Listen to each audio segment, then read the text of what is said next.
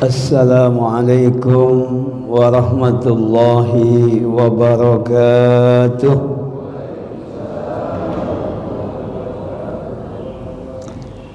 Alhamdulillahilladzi amarana bil jamaah. Alhamdulillahilladzi amarana bil jamaah wal ittihad wa nahana anil mufaraqah wal ibtiad. Asyhadu an la ilaha illallah al-hadi ila sabilir rasyad wa asyhadu anna muhammadar rasulullah sayyidul ibad. Usalli wa usallimu ala rasulillahi sayyidina wa maulana Muhammad arsalahu Allahu ta'ala li jami'il bilad wa ala alihi wa ashabihi alladhina atamadu bi syari'atihi haqqal i'timad والتابعين لهم بإحسان إلى يوم المعاد. أما بعد قالوا سبحانك لا علم لنا إلا ما علمتنا إنك أنت العليم الحكيم.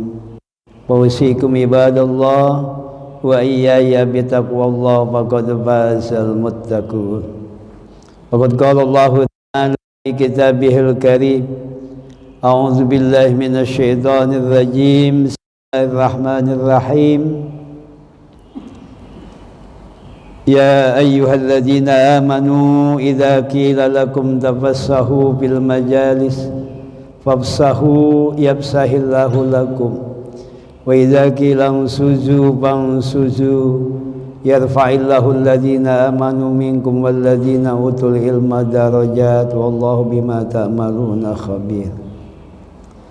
Wa qala Rasulullah sallallahu alaihi wa alihi wa sallama kafa bil mauti wa'idha wa kafa bil ibadati syughla wa kafa bil yaqini gina.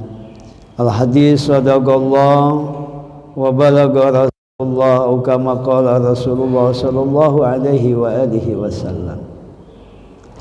Pertama diucapkan terima kasih terlebih dahulu kepada pengatur waktu, pembawa acara, Muratibul Auqat, host center atau MC. Terima kasih atas waktunya.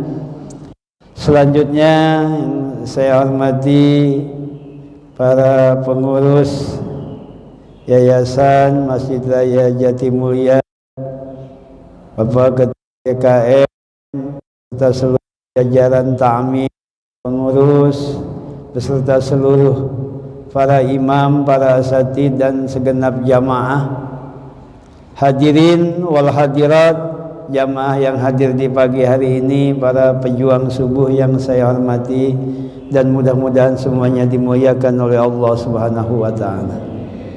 Pada kesempatan yang berbahagia ini tentunya hanya untayan kalimat puji syukur yang paling layak dan paling pantas kita ungkapkan kehadirat Allah Subhanahu wa taala. Alhamdulillah walhamdulillah summa alhamdulillah.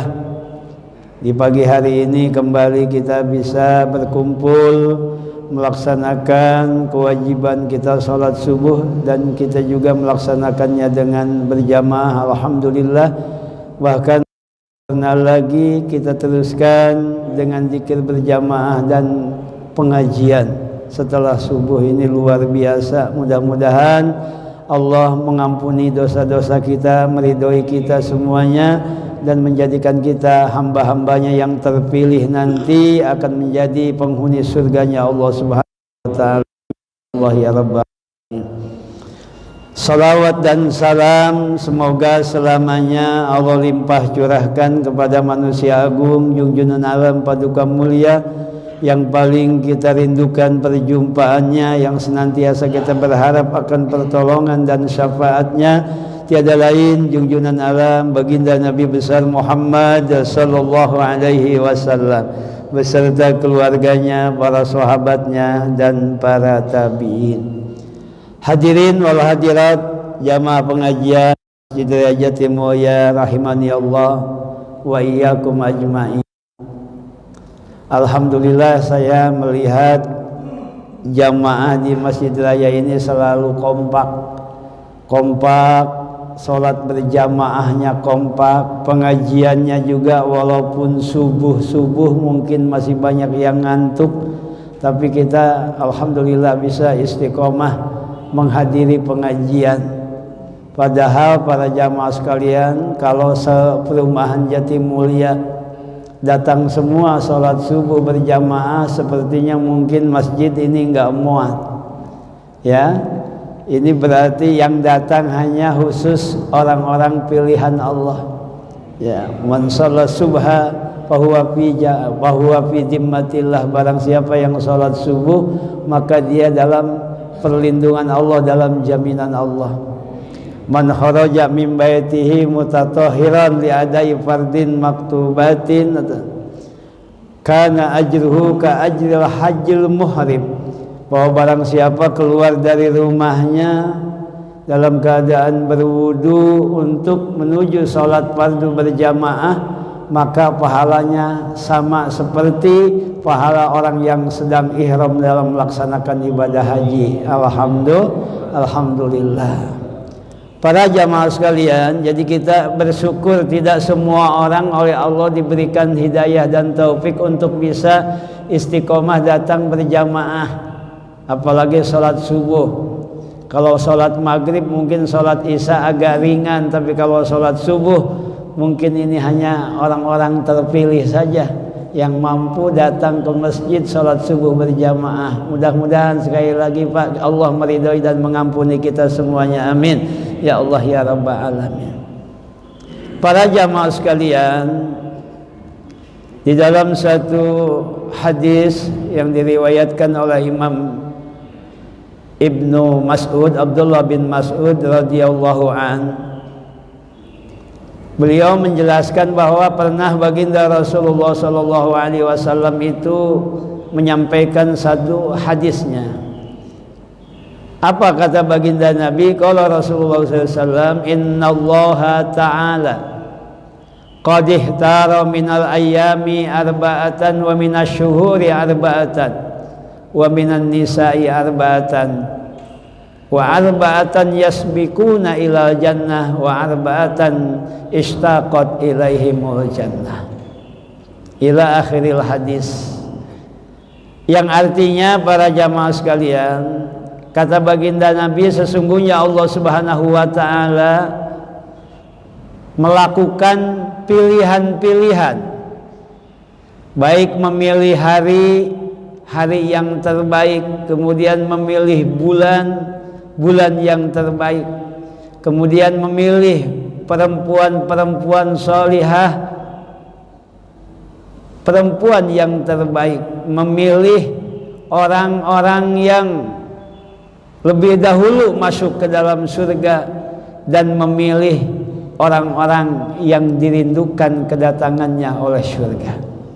Semuanya itu ada 4 golongan, ada 4 kategori, ada 4 kelompok. Kata baginda Nabi,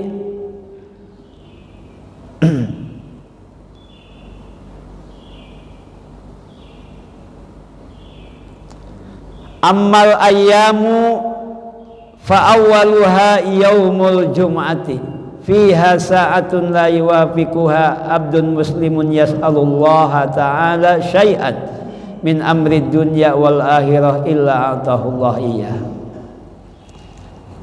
Baginda Nabi memilih hari, ada 4 hari yang terbaik. Mana 4 hari yang terbaik? Yang pertama yaumul jum'ah, yaitu hari Jumat. Hari Jumat Pak, baru satu hari kemarin, itu hari yang terbaik, disebutnya dengan Sayyidul Ayyam, kepalanya hari. Kenapa kemudian hari Jumat masuk kategori hari terbaik? bahkan lebih baik daripada hari-hari yang lain. Itu karena pada hari Jumat itu ada satu sa'ah, satu waktu, satu jam atau satu saat yang sangat sebentar, yang sangat lembut, yang sangat rahasia, yang dirahasiakan waktunya oleh Allah pada hari Jumat, yang mana apabila seorang hamba berdoa memohon kepada Allah bertepatan dengan saat tersebut, dia meminta baik urusan dunia maupun urusan akhirat, itu pasti oleh Allah dikasih. Itu hanya ada pada hari Jumat. Makanya hari Jumat itu mahal sekali, ya. Banyak amalia-amalia khusus yang dianjurkan dilaksanakan pada hari Jumat.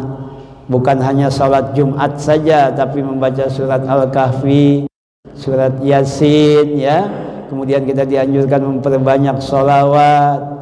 Kemudian kita dianjurkan juga memperbanyak sedekah pada hari Jumat dibandingkan dengan hari lain, sama seperti sedekah bulan Ramadan dibandingkan dengan bulan yang lain. Ya, kemudian banyak juga keterangan yang menjelaskan bahwa barang siapa meninggal pada malam atau hari Jumat, maka dia terpelihara daripada siksa kubur. Kemudian juga dari riwayat bahwa Nabi Adam alaihissalam diciptakan pada hari Jumat, dikeluarkan dari surga pada hari Jumat. Semua makhluk-makhluk Allah yang besar seperti gunung, matahari, rembulan, bintang, sungai, lautan, itu berharap nanti hari kiamat terjadi pada hari Jumat. Itu keistimewaan dan banyak lagi keistimewaan hari Jumat. Itu pilihan Allah dan kita bersyukur punya hari, yaitu hari Jumat. Jangan disia-siakan. Tuh, kalau datang hari Jumat itu isti'adad di dahulu Jumat, persiapan mau Jumat itu mulai dari hari Kamis sudah siap-siap. Potong kuku aja, nyetik kumis dan lain sebagainya itu dari habis asar hari Kamis. Itu persiapan untuk masuk hari Jumat, untuk salat Jumat. Itu lebih utama hari Jumat, dipilih oleh Allah. Kemudian yang kedua, hari Arafah. Hari Arafah itu hari yang terpilih, yang dipilih oleh Allah, ya.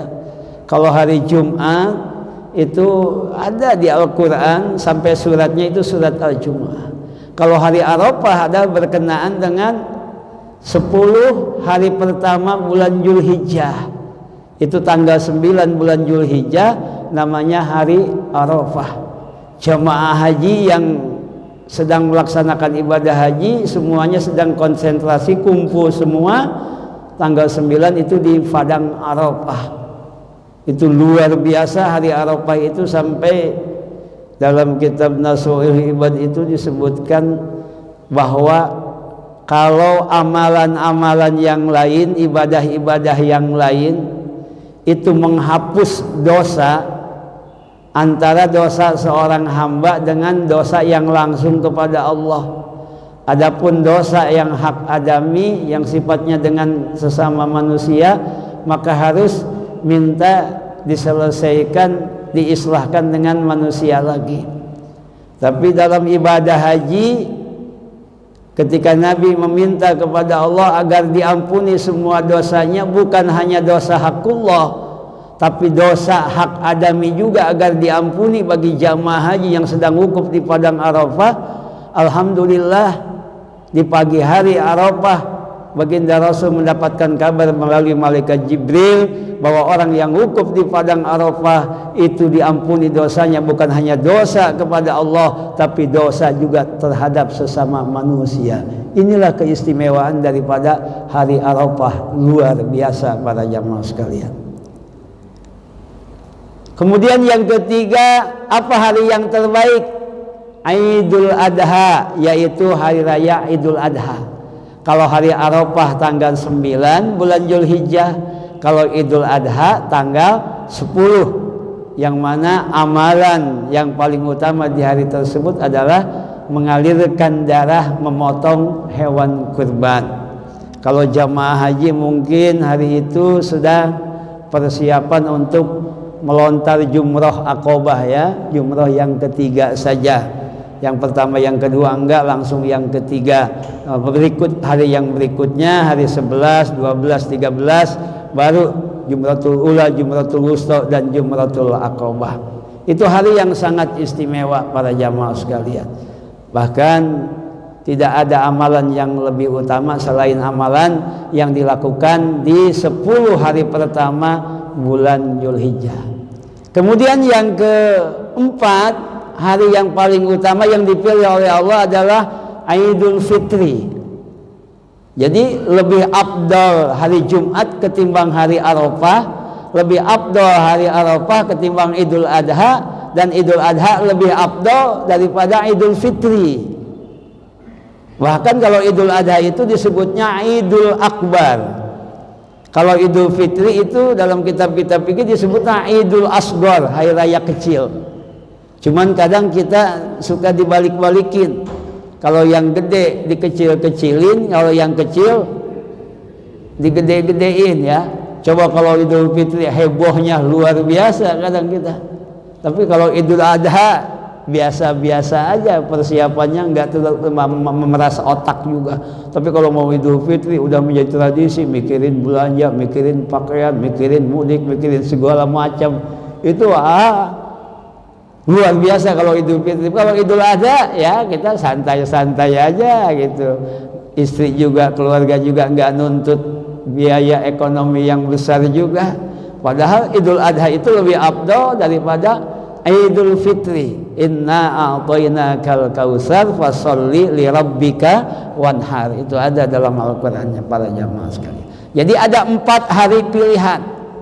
Hari Jumat, hari Arafah, hari Idul Adha dan Idul Fitri. Kemudian Nabi juga innallaha ihtara minasyuhur arba'atan. Kemudian Allah juga memilih dari bulan, ada 4 bulan pilihan. Ada 4 bulan pilihan. Inna iddata syuhuri indallahi isna asyara syahran fi kitabillah yauma khalaqas samawati wal ard minha arba'atun hurum. Sesungguhnya hitungan bulan dalam 1 tahun itu ada 12 bulan semenjak Allah menciptakan langit dan bumi. Dari 12 bulan tersebut ada 4 bulan haram. Apa haram yang maksud di sini? Haram itu adalah mulia, kayak Masjidil Haram, Masjid mulia. Ashurul Hurum, bulan-bulan yang mulia. Mana 4 bulan yang mulia tadi? Yang 3 berurutan, bulan Dzulqa'dah, Dzulhijjah dan bulan Muharram. Yang 1 terpisah, bulan ke-7 yaitu bulan Rajab. Yas'alunaka 'anis syahril harami qitalin fihi qul qitalun fihi kabir. Mereka bertanya kepadamu wahai Muhammad tentang melakukan peperangan di bulan-bulan haram tadi.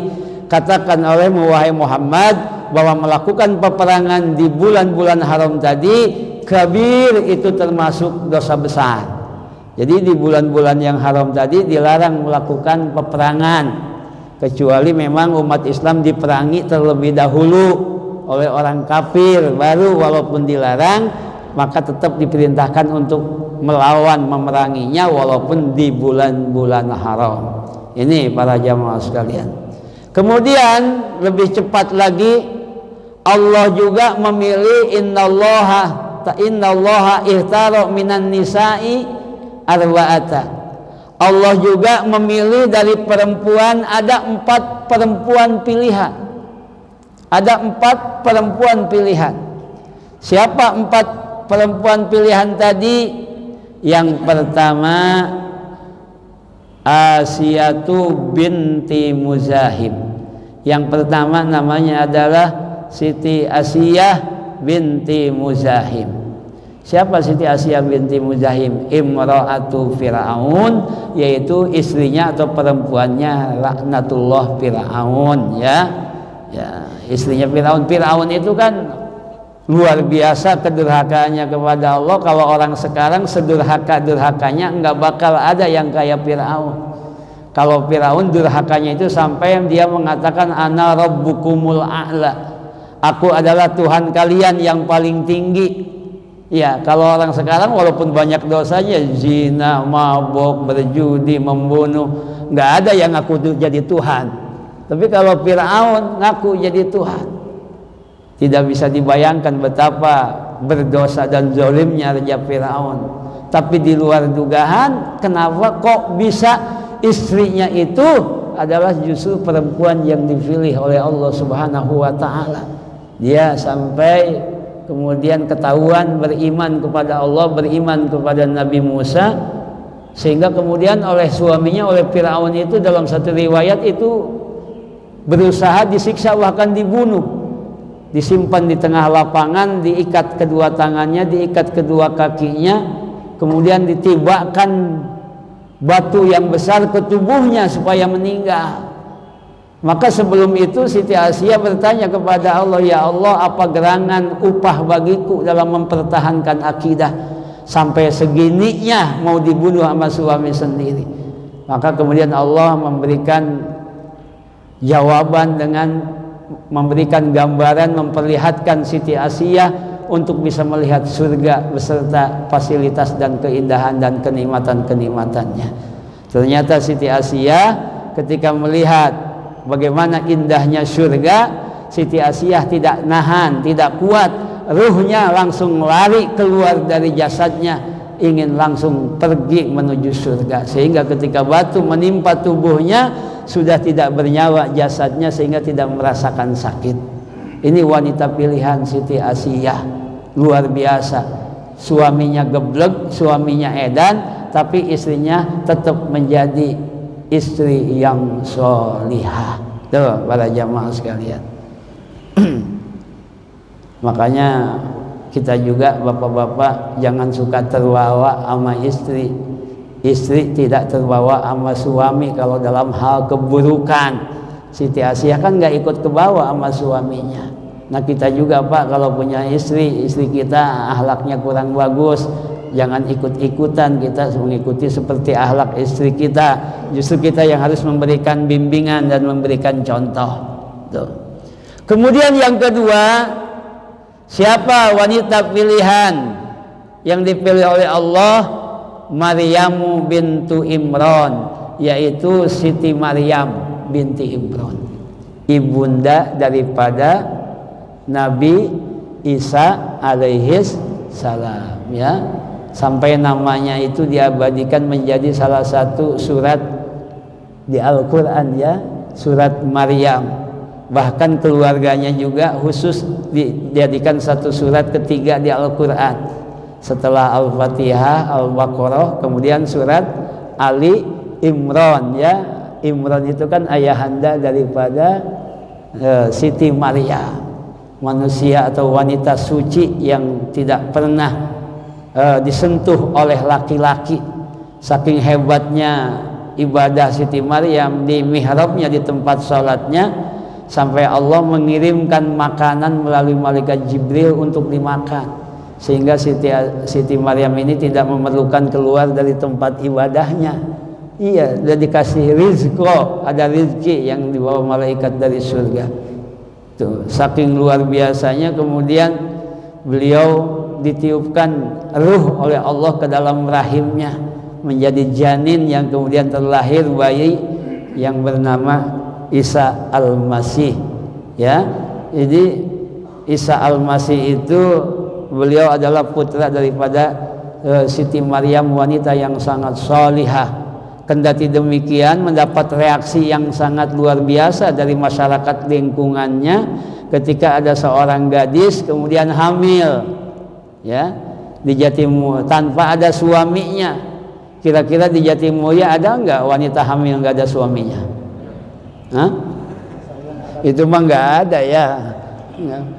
Bukan enggak ada suaminya, yang ini mah kabur lakinya, kan begitu, ya. Kalau Nabi Isa enggak, memang enggak ada ayahnya. Siti Maryam enggak pernah disentuh oleh laki-laki, sehingga ketika mau diusir Siti Maryam dari wilayahnya, Siti Maryam membantah, tidak merasa berzina dan disentuh oleh laki-laki. Bahkan Siti Maryam meminta kepada masyarakat untuk bertanya langsung kepada bayi, kepada Orok Isa alaihissalam. Dan diantara Orok atau bayi yang bisa bicara yaitu orok atau bayinya Nabi Isa alaihissalam. Dia yang menjelaskan bahwa aku adalah Isa bin Maryam, ibuku adalah seorang wanita suci, tidak pernah disentuh oleh laki-laki. Aku ditiupkan ruh oleh Allah langsung ke dalam rahim ibuku Siti Maryam tanpa disentuh oleh laki-laki, dan aku akan menjadi nabi di kemudian hari.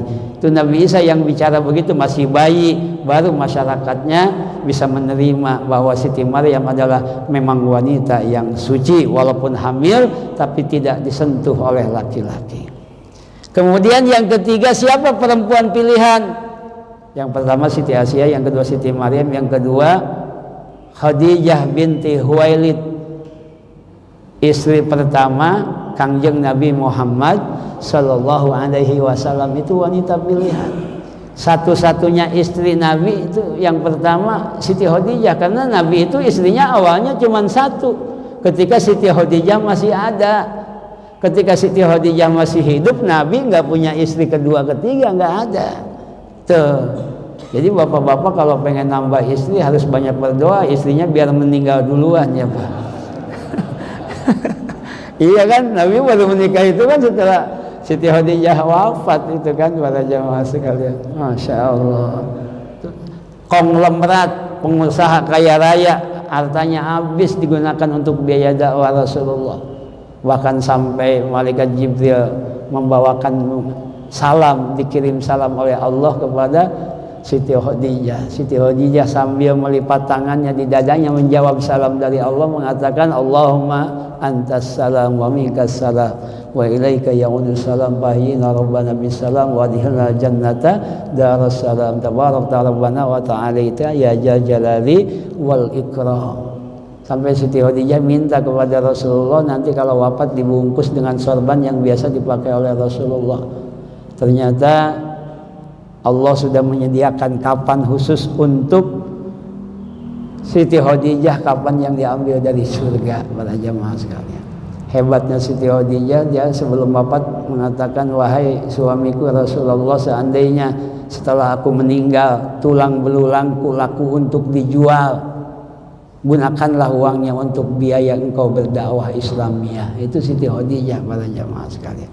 Itu luar biasa. Sampai Nabi walaupun sudah punya istri, beberapa istri berikutnya, masih suka menyebut-nyebut Siti Khadijah, sehingga membuat Siti Aisyah juga cemburu ya, cemburu dengan Siti Khadijah tadi.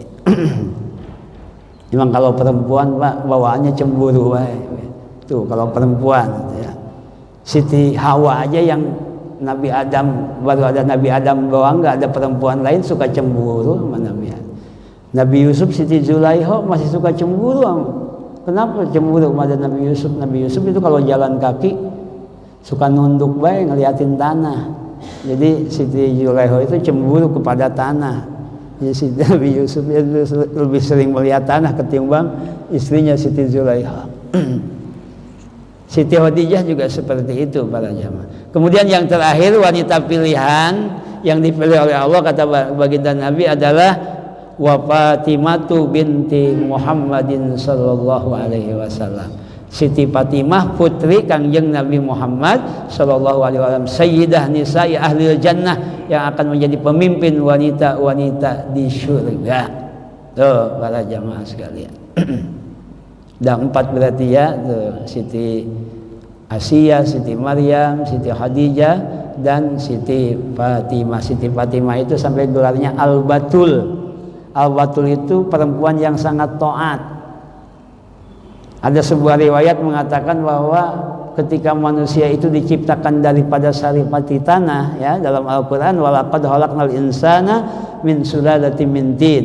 Sungguh aku menciptakan manusia itu dari saripati tanah. Berbeda dalam satu riwayat dengan Siti Fatimah.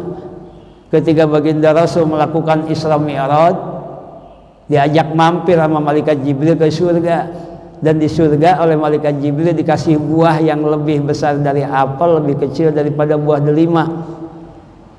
Buahnya sangat indah, sangat manis, sangat enak. Sehingga ketika Rasulullah pulang dari Isra Mi'raj, Rasul ada hasrat terhadap istrinya Siti Khadijah, maka terjadilah hubungan suami istri antara Rasul dan Siti Khadijah. Dari hubungan tersebut terlahirlah Siti Fatimah. Jadi Siti Fatimah bukan terbuat daripada saripati tanah, tapi terbuat daripada bahan buah yang ada di dalam surga. Itu hebatnya Siti Fatimah para jamaah.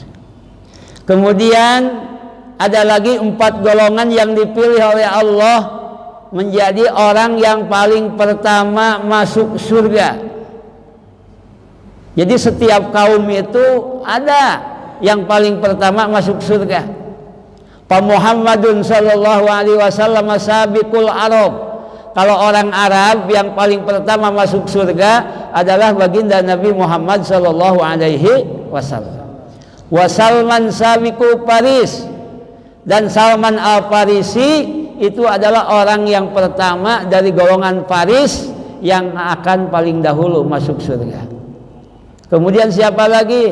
Wa Syuhaib sabiqur Rum. Kalau dari golongan Romawi ada namanya sahabat yang bernama Suhaib. Suhaib Ar-Rumawi ya. Suhaib Ar-Rumawi, orang Romawi.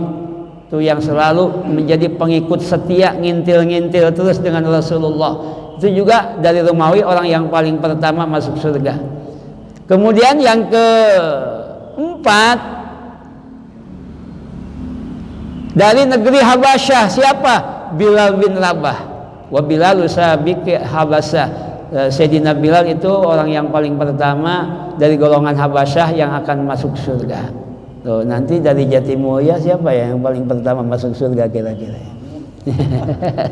Ya setiap kaum ada. Nanti dari Indonesia nanti ada. Ini kan dari Arab Kanjeng Nabi Muhammad, dari Faris ya Salman Al-Farisi, kemudian dari Romawi Suhaib, kemudian dari apa namanya barusan terakhir Habasyah yaitu Bilal bin Rabah. Nah, berarti nanti dari Indonesia siapa? Tadi dari Jatimulya siapa? Kan nanti ada, cuman kita nggak tahu. Makanya fastabiqul khairat ya. Ya, yadkhulul jannata min kulli alfin wahidun. Itu yang kita takut itu. Orang akan masuk surga dari 1000 itu cuma 1 orang. Jadi berebut. Itu hadisnya sahih lagi. Ya, jadi berebut.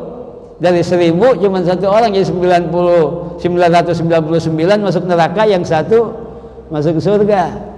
Tuh, makanya kita harus berlomba. Berlomba di hadapan Allah tentunya, bukan berlomba ingin dilihat sama orang, kita berlomba di hadapan Allah. Kalau bisa kita paling banyak ibadah kita yang hanya diketahui oleh Allah walaupun tidak diketahui oleh manusia, supaya kita tuh berebut dapat yang 1 tadi itu para jamaah sekalian. Ada yang masuk surga tanpa dihisab, ada kan? 70.000 orang masuk surga tanpa dihisab. Yang mimpin siapa? Sayyidina Abu Bakar Siddiq. Yang 70.000 itu 1 orangnya juga bawa 70.000. Jadi 70.000 kali 70.000 4.900.000 orang yang akan masuk surga tanpa dihisab. Itu yang paling dulu. Nah, dari Arab Kanjeng Nabi, dari Faris Salman Al-Farisi, dari Romawi Suhaib Ar-Rumawi, kemudian dari Habasyah Bilal. Kemudian ada lagi yang 4 yang terakhir. Ammal arba'atul lati istaqat ilaihimul jannah. Adapun 4 orang yang dirindukan kedatangannya oleh surga, siapa mereka? Pak Amirul Mukminin Ali bin Abi Thalib radhiyallahu taala an wa karamallahu wajhah. Yang pertama yang dirindukan kedatangannya oleh surga adalah Sayyidina Ali bin Abi Thalib. Ya, Sayyidina Ali bin Abi Thalib manusia yang luar biasa. Ana Madinatul ilmi wa Aliyun babuha, katakan yang Rasul. Aku adalah kotanya ilmu dan Ali adalah pintu gerbangnya. Ali itu paling pintar ya.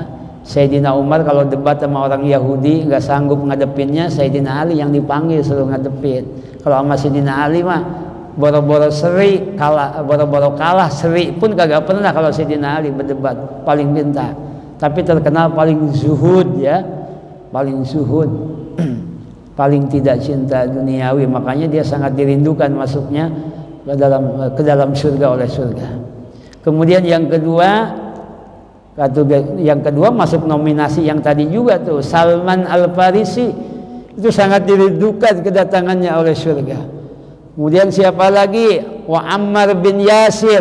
Ammar bin Yasir ini dirindukan kedatangannya oleh surga karena dia orang nomor 7 yang beriman kepada Nabi, yang menjadi pengikut Nabi, baru nomor 7 setelah Siti Khadijah dan sahabat-sahabat yang lain, Abu Bakar dan lain sebagainya. Itu Ammar bin Yasir itu orang ke-7 yang kenapa dirindukan masuknya ke dalam surga oleh surga, karena hampir tiap hari dia sama keluarganya dibawa ke padang pasir oleh kafir Quraisy, disiksa, suruh keluar dari Islam, tapi dia lebih memilih disiksa oleh kafir Quraisy demi menjaga akidah, tetap mengikuti baginda Nabi, dan dirindukan kedatangannya oleh surga. Luar biasa Ammar bin Yasir. Kemudian yang keempat, yang pertama Imam Ali, yang kedua Salman, yang ketiga tadi siapa? Ammar bin Yasir. Yang keempat wal Miqdad bin Aswad. Ada yang namanya Miqdad bin Aswad. Ini jarang kayak tadi gitu namanya. Ammar bin Yasir kita jarang dengar, Miqdad bin Aswad juga jarang dengar. Padahal ini orang-orang pilihan yang dipilih oleh Allah, dirindukan masuknya ke dalam surga. Miqdad bin Aswad itu salah seorang yang terkenal sebenarnya, apalagi dalam dunia peperangan umat Islam dengan non-muslim. Ketika perang Badar itu umat Islam jumlahnya sedikit, orang kafir Quraisy itu jumlahnya banyak, sehingga manusiawi kemudian tentara muslim itu hatinya agak sedikit ciut. Maka tampillah Miqdad bin Aswad, dia berteriak membakar semangat umat Islam agar jangan merasa takut, walaupun sedikit bisa dan mampu mengalahkan yang banyak. Kamin fiatin qalilatin golabat fi'atan kasiratan biidznillah, kan begitu. Jadi yang ngasih semangat Miqdad bin Aswad, sehingga yang lain yang tadinya udah ciut, udah lemah, semangat lagi luar biasa, dan akhirnya perang Badar dimenangkan oleh umat Islam. Tidak lain dan tidak bukan, itu ada andil di situ sahabat yang bernama Miqdad bin Aswad, sampai-sampai dia dipilih menjadi orang yang dirindukan kedatangannya masuk ke dalam surga. Itu Miqdad bin Aswad. 4 orang yang dirindukan masuk ke dalam surga. Berarti udah 4 kali 5 ya, 20 ini yang kita mesti hafal.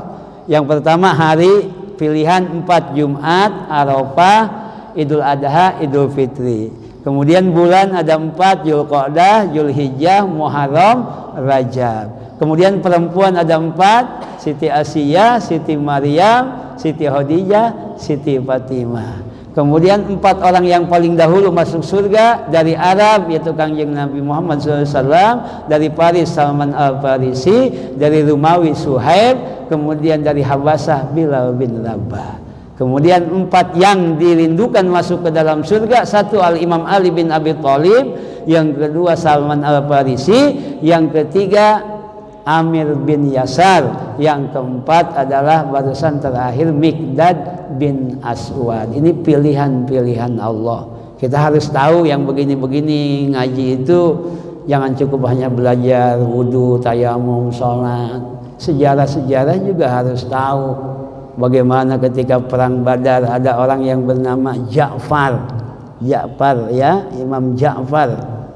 Imam Ja'far itu sampai punya gelar apa namanya, At-Tayyar. At-Tayyar itu apa? Burung. Jadi Imam Ja'far itu ketika perang Badar itu seperti burung, bisa terbang, menyabet pedang dari atas sehingga musuhnya itu kalah. Itu Ja'far At-Tayyar, luar biasa itu ya. Imam Ja'far At-Tayyar itu sampai Nabi aja bertanya kepada Imam Ja'far At-Tayyar, wahai Ja'far, engkau memiliki karomah segitu dahsyatnya, engkau punya amalan apa? Kata Rasul nanya ke Imam Ja'far, sampai perang itu sampai bisa sambil terbang. Iya. Kemudian Imam Ja'far berkata, menjawab, aku mendapatkan karomah seperti ini karena aku sudah melakukan 3 hal. Sebelum Islam aku sudah melakukannya, apalagi setelah Islam. Yang pertama, aku tidak pernah berdusta. Jangankan setelah masuk Islam, sebelum masuk Islam pun aku tidak pernah berbohong. Kata Rasulullah, kalau sudah masuk Islam nggak berbohong ya pantas. Tapi kalau belum masuk Islam nggak mau berbohong, apa alasannya? Kata Imam Ja'far, aku tidak mau berbohong karena kalau orang berbohong untuk menutupi kebohongannya, maka dia harus berbohong lagi, berbohong lagi, berbohong lagi. Kan begitu. Ya kalau kita ditanya sama istri, Pak, duit yang kemarin masih ada enggak? Habis. Padahal kita masih ada, takut diminta sama istri kita. Ya bohong kan ya. Emang habis dipakai apa? Beli rokok ke warung. Nah, kan udah bohong lagi itu ya. Tanya lagi, warung siapa? Warung Ca'ano. Udah bohong lagi, itu menutupi kebohongan. Makanya kata Imam Ja'far, aku tidak mau berbohong karena aku capek untuk menutupi kebohongannya. Aku harus berbohong dan berbohong lagi. Kemudian yang kedua, aku juga tidak pernah mabuk walaupun aku belum Islam. Kata Rasulullah, kalau sudah masuk Islam iya memang diharamkan, tapi sebelum masuk Islam kan tidak diharamkan di agama kamu. Tapi kenapa kamu tidak mabuk? Kata Imam Ja'far, karena aku melihat orang mabuk itu seperti orang gila, akalnya tidak normal, jalannya sempoyongan, berkatanya tidak terkontrol. Aku tidak mau seperti orang gila, walaupun aku belum masuk Islam, aku tidak mau yang namanya mabuk. Yang ketiga apa? Yang ketiga, aku tidak mau berzina. Kenapa tidak mau berzina? Kalau sudah masuk Islam memang nggak apa-apa, memang sudah dilarang, memang pahamlah tidak berzina. Tapi kamu belum masuk Islam kok tidak berzina? Kenapa?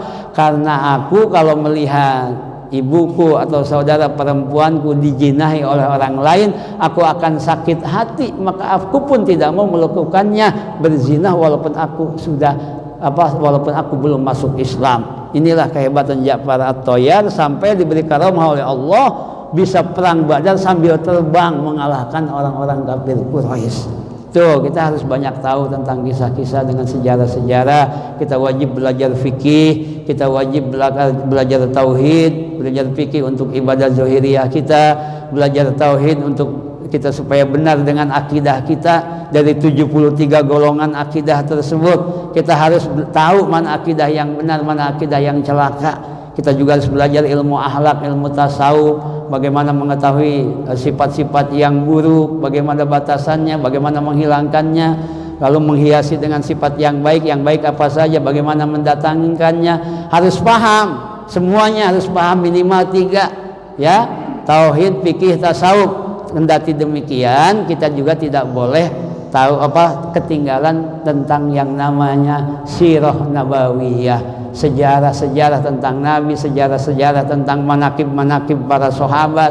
Bukan hanya manakib Syekh Saman, Syekh Abdul Qadir, Syekh Abu Hasan Sajili aja, manakib-manakib sahabat juga kita tahu. Itu untuk membangkitkan semangat, untuk membangkitkan kesenangan kita, giroh kita terhadap agama Islam. Itu harus banyak tahu tentang sejarah-sejarah para sahabat, tentunya para wali, para pejuang di Indonesia. Kita juga harus paham.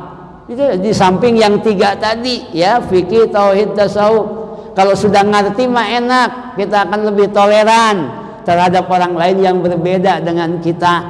Ya, jangan sampai kita kadang merasa aneh, ada orang meninggal kok kalau laki-laki disolatinnya kepalanya kok di selatan, kalau perempuan kok di utara, kok seperti itu kan. Tapi kalau memang udah ngaji fikih mah santai aja kan, memang udah tahu para jamaah sekalian ya kan. Kayak kemarin saya kesini kan, kebetulan tuh ya nyolatin ke Bapak Kiai Mustafa di sini, karena saya yang disuruh jadi imam ya, makanya saya yang ngatur. Kemudian saya suruh kepalanya menghadap ke selatan. Itu karena kenapa para jamaah? Di kitab-kitab fikih sebenarnya udah jelas bahwa kalau mayit laki-laki ketika disolatkan itu imam berdiri pas lempengan kepalanya.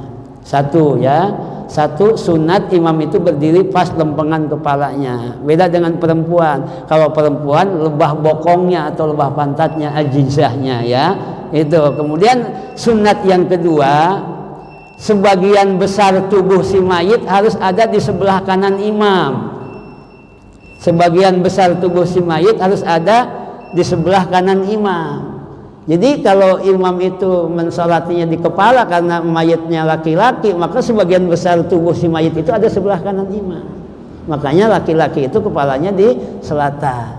Nah kalau laki-laki, kalau mayit perempuan itu kepalanya di utara. Kenapa? Karena imam sunat sholatnya di bokongnya supaya sebagian badannya sebelah kanan imam. Itu jadi kebawa dua-duanya. Itu dalam kitab fikih ada banyak jelas di kitab-kitab fikih itu, tapi bukan satu keharusan. Kalaupun sambil berdiri juga nggak apa-apa, di samping disimpannya, di belakang juga tetap sah ya, boleh-boleh aja, cuman kita kan ngejarnya yang afdol gitu ya. Kalau yang udah biasa nggak apa-apa, nggak usah mohon maaf ganti-ganti. Mohon maaf nih, kalau yang udah biasa mah biasa aja, nggak apa-apa, nggak diganti juga. Cuman kalau pengen nerapin ilmu ya seperti itu. Kita umpamanya nih Pak, kalau udah biasa kita doa, Alhamdulillahirabbil alamin, segala puji bagi Allah pengurus sebagai seluruh alam, hamdas syakirin, dengan pujiannya orang yang bersyukur. Nah kesananya apa?